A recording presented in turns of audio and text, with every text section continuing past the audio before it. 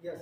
नमस्कार दोस्तों, वासुदेवा एकेडमी के यूट्यूब चैनल पर आपका स्वागत है। मैं श्रवण कुमावत आपको रीजनिंग विषय के बारे में अध्ययन करवाऊंगा, जिसमें आज अपना पहला टॉपिक रहेगा कैलेंडर, जिसके बारे में हम सामान्य जानकारी प्राप्त करेंगे। देखिए, कैलेंडर में हमें पढ़ना क्या है पहले वो देखना है और किस प्रकार के क्वेश्चन इसमें पूछे जाते हैं। देखिए, इसमें जो पहला क्वेश्चन पूछा जाता है, आपको कोई भी एक तारीख देकर, चाहे वो बीते हुए समय की हो चाहे आने वाले समय की हो, वो तारीख देकर उस तारीख का वार पूछा जाता है। एक क्वेश्चन ये बनता है। दूसरा क्वेश्चन, इसमें कोई भी एक तारीख देकर, वार देकर, उसके अकॉर्डिंग दूसरी तारीख देकर वार ज्ञात करना पूछा जाता है। इसके अलावा भी बहुत सारे क्वेश्चन हैं जो हम एक एक करके इसके बारे में अध्ययन करेंगे। देखिए, हम जिस कैलेंडर के बारे में पढ़ रहे हैं, इस कैलेंडर का प्रतिपादन एक दुनिया में एक व्यक्ति हुए थे, पोप ग्रेगरी। पोप ग्रेगरी नामक व्यक्ति ने इस कैलेंडर का प्रतिपादन किया था। ये व्यक्ति इंग्लैंड के निवासी थे, इसीलिए इस कैलेंडर को अंग्रेजी कैलेंडर कहा जाता है। इस कैलेंडर में 12 महीने जो जनवरी, फरवरी, मार्च, दिसंबर तक होते हैं, उनका अध्ययन किया जाता है। यह भारतीय कैलेंडर नहीं है। भारतीय कैलेंडर में हिंदू महीने जो कार्तिक वगैरह वो महीने होते हैं, उनका अध्ययन किया जाता है। देखिए, ये जो व्यक्ति हुए हैं पोप ग्रेगरी, इन्होंने इस कैलेंडर का प्रतिपादन पृथ्वी की सूर्य के चारों ओर गति का अध्ययन करके किया है। इन्होंने यह देखा कि पृथ्वी सूर्य के चारों ओर एक चक्कर 365 दिन और लगभग 6 घंटे में पूरा करती हैं। इस अवधि को इन्होंने एक वर्ष माना। इस अवधि को इन्होंने वर्ष नाम दिया। इस अवधि को एक वर्ष माना गया। अब देखिए, यहां पर 365 दिन तो कंप्लीट हैं। ये जो 6 घंटे एक्स्ट्रा हैं, इस 6 घंटे की समस्या का समाधान करने के लिए इन्होंने इस वर्ष को 2 कैटेगरी में डिवाइड किया। 2 कैटेगरी में डिवाइड किया। पहली कैटेगरी इन्होंने नाम दिया साधारण वर्ष। साधारण वर्ष, जिसको नॉर्मल ईयर कहते हैं, साधारण वर्ष। इस साधारण वर्ष में इन्होंने क्या किया, 365 दिन ही काउंट किए। ये जो 6 घंटे हैं, ये 6 घंटे इन्होंने इसमें काउंट नहीं किए। ऐसा क्यों? क्योंकि यदि 6 घंटा काउंट करते तो ये जो, मान लो कोई भी वर्ष रात को 12 बजे शुरू होता है और 365 दिन अगले उस वर्ष के लास्ट दिन 12 बजे खत्म हो जाते हैं। यदि 6 घंटे काउंट करेंगे तो वो वर्ष 12 बजे खत्म नहीं होकर अगले दिन 6 बजे खत्म होगा और उससे अगला वर्ष अगले दिन 12 बजे खत्म होगा। तो ये एक वर्ष, सभी वर्षों में अनिश्चितता आ जाएगी। इस अनिश्चितता से बचने के लिए उन्होंने इसे 2 भागों में डिवाइड किया। पहला साधारण वर्ष, जिसको कहेंगे नॉर्मल ईयर, 365 दिन। दूसरा होता है अधिवर्ष। अधिवर्ष, जिसको कहते हैं लीप वर्ष। लीप वर्ष, जिसमें इन्होंने काउंट किए 366 दिन। देखिए, 366 दिन कैसे हुए? ये जो 6 घंटे हैं, ये 6 घंटे 4 वर्षों तक, पहले वर्ष के 6 घंटे, दूसरे के 6 घंटे 12, तीसरे के 6 घंटे 18 और चौथे के 6 घंटे 24। ये जो 24 घंटे हैं, इन 24 घंटों को इन्होंने अधिवर्ष में काउंट किया। इसीलिए अधिवर्ष में कुल दिनों की संख्या हो गई 366। अब देखिए, ये जो यहाँ पर 365 दिन है, यहाँ पर 366 दिन है। ये जो एक दिन एक्स्ट्रा है, उस एक दिन की गणना इन्होंने फरवरी महीने में की है। ये जो फरवरी महीना है, ये लीप वर्ष में होगा 29 दिन का, और साधारण वर्ष में फरवरी महीना होगा, वो होगा 28 दिन। फरवरी 28 दिन। यानी अब यहां स्पष्ट हो गया कि लीप वर्ष में 366 दिन होते हैं। जो एक दिन एक्स्ट्रा होगा वो फरवरी 29 दिन की होगी और साधारण वर्ष में फरवरी 28 दिन की होगी और उस वर्ष में 365 दिन होंगे। अब देखिए, अब हमें यह जानना है कि कौन सा वर्ष साधारण वर्ष होगा और कौन सा वर्ष लीप वर्ष होगा। यह चेक करने के लिए अभी हमने यहाँ पर देखा कि ये जो 6 घंटे हैं, ये 4 सालों तक 6 घंटे काउंट होकर 24 घंटे होते हैं। यानी चौथे साल 24 घंटे काउंट होकर एक दिन बनता है और यहाँ पर हमने एक दिन एक्स्ट्रा काउंट किया है। अब देखिए, कौन से वर्ष में होगा, तो जैसे बात करते हैं हम 2018 की। 2018 साधारण वर्ष है या लीप वर्ष है, यह चेक करने के लिए आपको लास्ट 2 डिजिट में 4 का भाग देना है। यदि वर्ष के लास्ट 2 डिजिट में 4 का भाग पूरा पूरा जाता है तो वह लीप वर्ष या अधिवर्ष होगा, और 4 का भाग पूरा पूरा नहीं जाता है तो वो नॉर्मल ईयर होगा। आप देख सकते हैं 2018 लास्ट 2 डिजिट 18 है, 4 का भाग पूरा पूरा नहीं जा रहा है, इसीलिए 2018 है, वो नॉर्मल ईयर था और उसमें फरवरी 28 दिन की थी। अब देखिए, जैसे मैं बात करूं 2016 की, 2016 के लास्ट 2 डिजिट में 4 का भाग देंगे तो 16 में 4 का भाग पूरा पूरा जाता है, इसीलिए 2016 क्या होगा, अधिवर्ष होगा। इसी प्रकार आप देख सकते हैं 1996 लास्ट 2 डिजिट 96 में भी 4 का भाग पूरा पूरा जा रहा है, तो ये भी होगा लीप ईयर और ये भी होगा लीप ईयर। हम बात करते हैं जैसे 1967, अब यहाँ पर लास्ट 2 डिजिट में 4 का भाग पूरा पूरा नहीं जा रहा है तो ये होगा नॉर्मल ईयर। यानी यहां तक अपनी बात स्पष्ट हो गई कि कौन सा वर्ष लीप वर्ष होगा, जिस वर्ष के लास्ट 2 अंकों में 4 का भाग पूरा पूरा जाएगा वह लीप वर्ष होगा, और 4 का भाग पूरा पूरा नहीं जाएगा वह साधारण वर्ष होगा। अब देखिए, ये तो बात हो गई लास्ट 2 डिजिट के अंकों की। अब मैं बात करता हूं शताब्दी वर्ष की। देखिए शताब्दी वर्ष में क्या होता है, पहले तो शताब्दी होती क्या है, तो 100 वर्ष के समूह को शताब्दी कहा जाता है, यानी जो लास्ट वर्ष होता है 100वां वर्ष उसको हम शताब्दी कहेंगे। जैसे यहां हमने बात की थी 2018 1967। अब हम बात करते हैं 1700। देखिए 1700, अब यहां पर लास्ट 2 डिजिट 0 है, यहां पर लास्ट 2 डिजिट 0 है। हमने यहां पर देखा कि साधारण वर्ष और लीप वर्ष चेक करने के लिए 4 का भाग लास्ट 2 डिजिट में देना है, जबकि यहां लास्ट 2 डिजिट 0 है, तो यहां हमें 4 का भाग लास्ट 2 डिजिट में नहीं देना है। क्यों नहीं देना, इसका कारण भी आपको बताएंगे। यहां हमें भाग देना है 400 का।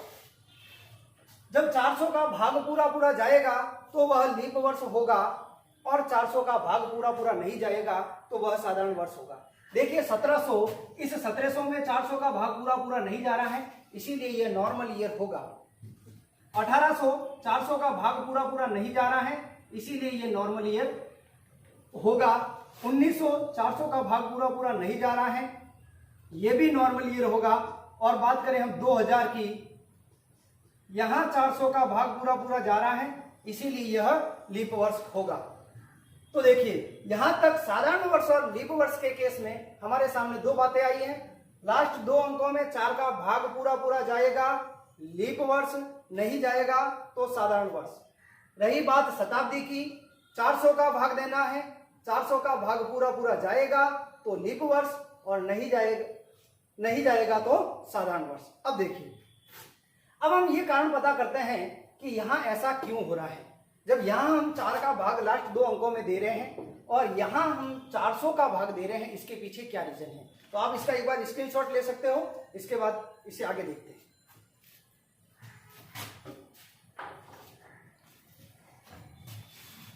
देखिए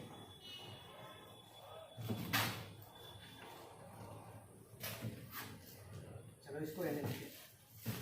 अब देखिए यहां हमने कहा कि जो एक वर्ष की अवधि होती है वो 365 दिन और 6 घंटे होती है। ये हमने लगभग माना था, ये एग्जैक्ट वैल्यू नहीं है, लगभग माना गया। और देखिए यहां पर लगभग से काम नहीं चलता है। गणित और रीजनिंग ऐसा विषय है जहां फैक्ट जरूरी है, एक एक पॉइंट का भी यहाँ पे कुछ रीजन होता है। अब देखिए ये जो 365 दिन 6 घंटे नहीं होकर ये जो वास्तविक अवधि है ये थी 365 दिन 5 घंटे 48 मिनट और 56 सेकेंड। 5 घंटे 48 मिनट और 56 सेकेंड, ये वास्तव में एक वर्ष की अवधि होती है। लेकिन हमें यहां पर एक कंप्लीट दिन प्राप्त करने के लिए यहां पर हमने लगभग 11 मिनट, कितना, लगभग 11 मिनट हमने यहां पे एक्स्ट्रा माना है, यानी हमने यहां पर ज्यादा काउंट किए हैं अपनी सुविधा की दृष्टि से। तो देखिए यहां पर हमने जो 11 मिनट की गलती की है, ये गलती तो हमारे आगे जाकर 11 मिनट यदि हर साल बढ़ेंगे तो बहुत सारा डिफरेंस आ जाएगा। तो देखिए ये 11 मिनट की अवधि है, ये हम बात कर रहे हैं 400 सालों की। देखिए 400 सालों की, एक साल के बचे हो 11 मिनट एक्स्ट्रा हुए तो 400 सालों में ये मिनट हो जाएंगे 4400। अब देखिए 4400 मिनट, आप देख सकते हैं 4400 मिनट कोई कम अवधि नहीं है, इसको हम नेगलेक्ट नहीं कर सकते। तो देखिए ये हुई मिनट में बात। यदि हम इसको दिन में कन्वर्ट करना चाहे या घंटों में कन्वर्ट करना चाहे तो देखिए कितने घंटे होंगे। तो एक मिनट को घंटे में कन्वर्ट करने के लिए 60 से डिवाइड करेंगे तो यहां पर आपका भाग जाएगा 73 से ही 1/3 घंटे। आप देख सकते हैं यहां पर जो हमारी मिस्टेक हुई है, ये जो 11 मिनट यहां हमने एक्स्ट्रा काउंट किए थे, उसकी वजह से 400 सालों में 73 घंटे की कमी आ जाएगी। देखिए 73 घंटे की कमी आएगी तो आप देख सकते हैं एक दिन में कितना समय होता है, 24 घंटे। तो आप देख सकते हैं यहां पर 3 दिन, यहां पर 3 दिन तो कंप्लीट हो जाएंगे, 72 घंटे। और 1/3 घंटा है, आप देख सकते हैं 1/3 घंटे का मतलब 20 मिनट। यानी यहां पर जो त्रुटि हो रही है 3 दिन और 20 मिनट कम हो रहे हैं, जबकि हम वहां पर पूरा काउंट कर रहे थे 6 घंटे। तो देखिए ये कितने सालों की बात है, 400 सालों की बात है और 3 दिनों की बात है। अब देखिए मैं कोई भी एक वर्ष ले रहा हूं, जैसे शुरुआती वर्ष ले लेते हैं, शुरुआत वाले। तो शुरुआत हुई होगी ईस्वी सन 1 से लेके 100 हुआ होगा, इसके बाद 200 हुआ होगा, इसके बाद 300 हुआ होगा, इसके बाद 400 हुआ होगा।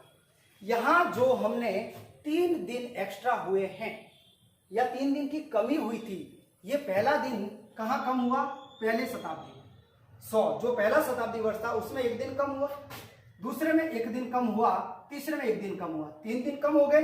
चौथे में 1 दिन कम नहीं करेंगे क्योंकि हमने तो 3 ही दिन एक्स्ट्रा लिए थे।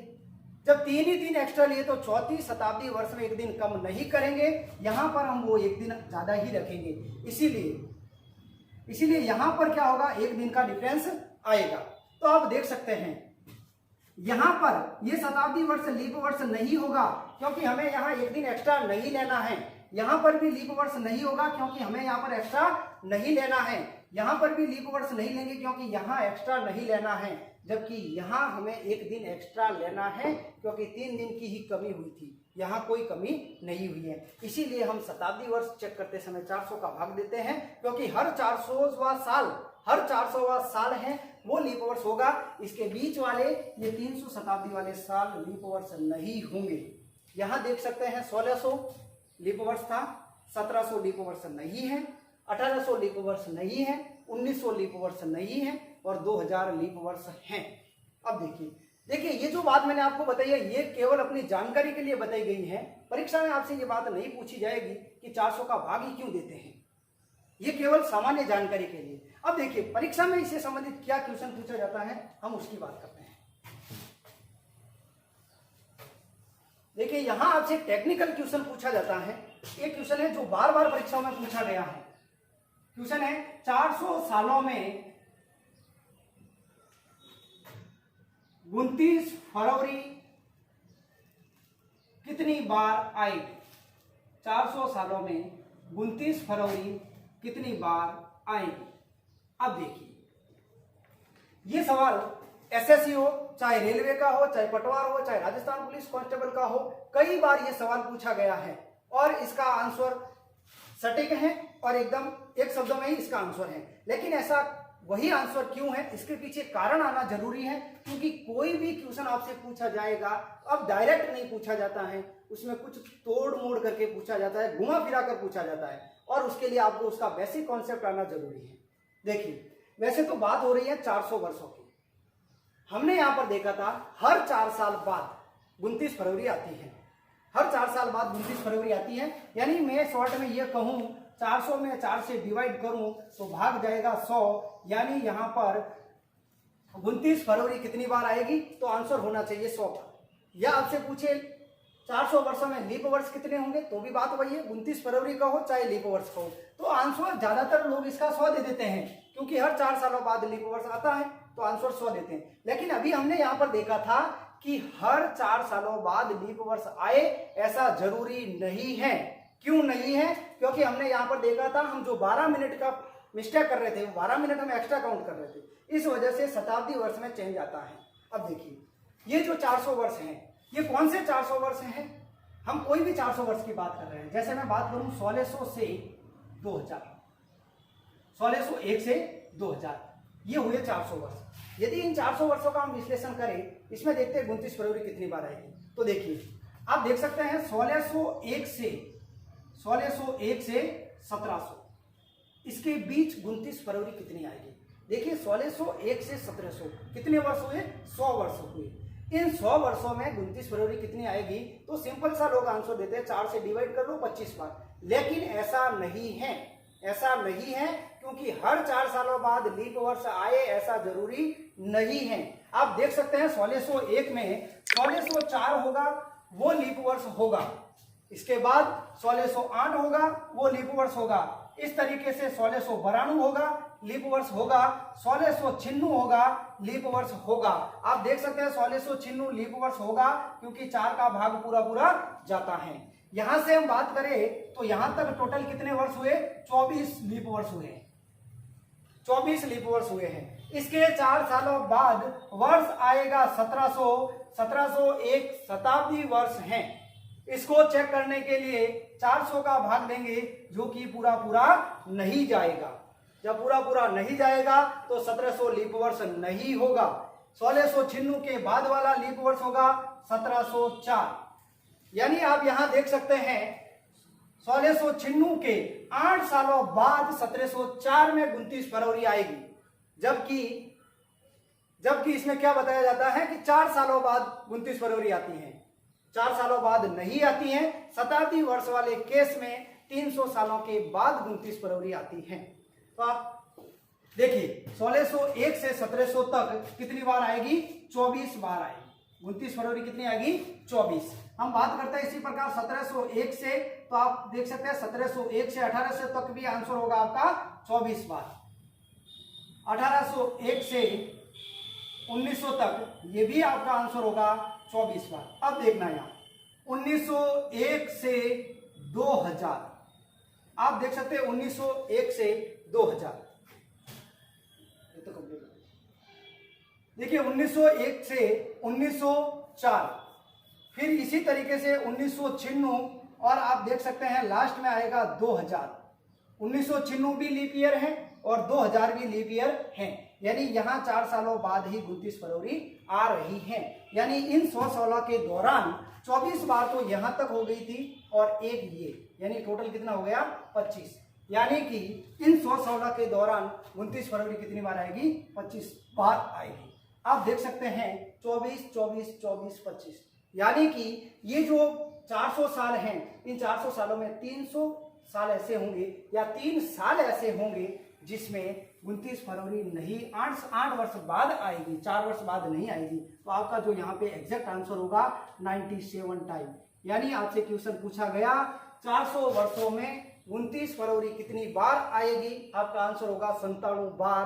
100 बार गलत आंसर है। आप इसका स्क्रीनशॉट ले सकते हैं।